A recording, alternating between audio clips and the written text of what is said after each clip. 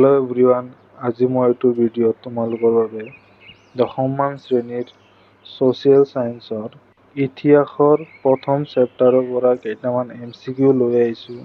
প্ৰথম কুৱেশ্যনটো আছে 1906 চনত মুছলিম লীগ গঠনত সহায় কৰা ব্ৰিটিছ প্ৰশাসকজন কোন আছিল? ইয়াত তোমাৰ 4টা অপশ্যন দিয়া আছে।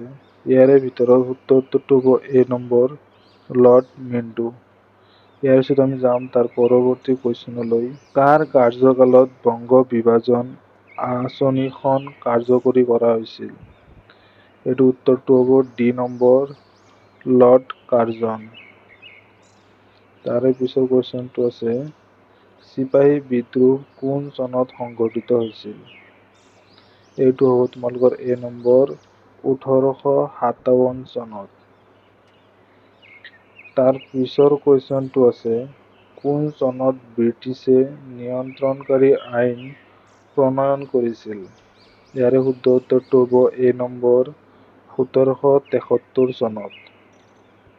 পৰৱৰ্তী কুৱেশ্যনটো আছে বংগ বিভাজনৰ সময়ত ভাৰতৰ গভৰ্ণৰ জেনেৰেল কোন আছিল?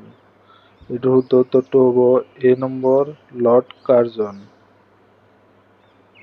তাৰে পিছৰ কুৱেশ্যনটো আছে কোন সন্ধিৰ যোগেদি অসম ব্ৰিটিছৰ অধীনলৈ গৈছিল? ইয়াৰে শুদ্ধ উত্তৰ হ'ব A নম্বৰ ইয়াণ্ডাবু সন্ধি। কোন চনত ব্ৰিটিছ চৰকাৰে বংগ বিভাজন কৰাৰ সিদ্ধান্ত কাৰ্যকৰী কৰিবলৈ আগবাঢ়িছিল? ইয়াৰে শুদ্ধ উত্তৰটো হ'ব A নম্বৰ 1905 চনত। তাৰে পিছৰ কুৱেশ্যনটো আছে বংগ ভংগৰ দ্বাৰা সৃষ্টি হোৱা পূৰ্ব বংগ আৰু অসমৰ ৰাজধানী কোন ঠাইত হ'ব বুলি প্ৰস্তাৱ লৈছিল? ইয়াৰে শুদ্ধ উত্তৰটো হ'ব A নম্বৰ ঢাকা। বংগ ভংগৰ দ্বাৰা সৃষ্টি হোৱা বংগ প্ৰদেশৰ ৰাজধানী কোন ঠাইত হ'ব বুলি প্ৰস্তাৱ লৈছিল? ইয়াৰে শুদ্ধ উত্তৰটো হ'ব A নম্বৰ কলিকতা। বন্দে মাতৰম সংবাদপত্ৰৰ সম্পাদক কোন আছিল? ইয়াৰে শুদ্ধ উত্তৰটো হ'ল অৰবিন্দ ঘোষ 1 নম্বৰ। বাংলাদেশৰ ৰাষ্ট্ৰীয় সংগীত হিচাপে গ্ৰহণ কৰা আমাৰ সোণাৰ বাংলা গীতটোৰ ৰচক কোন?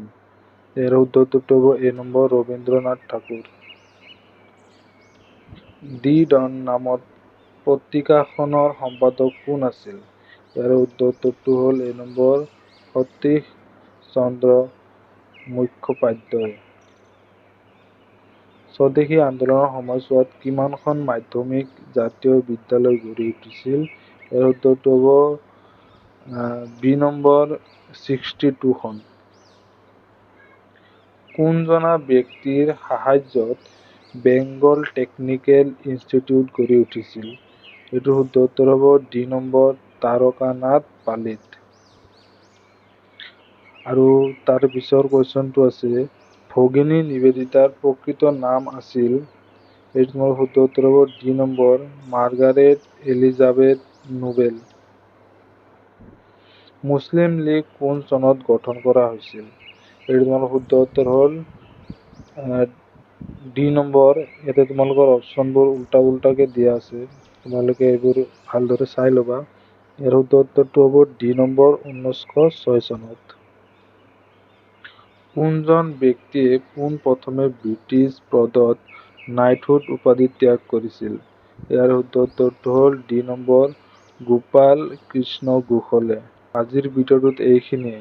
আৰু তোমালোকক কিহৰ ভিডিঅ' লাগে তোমালোকে কমেণ্টত জনাবা, মই তাৰে ওপৰত ভিডিঅ' আনিম।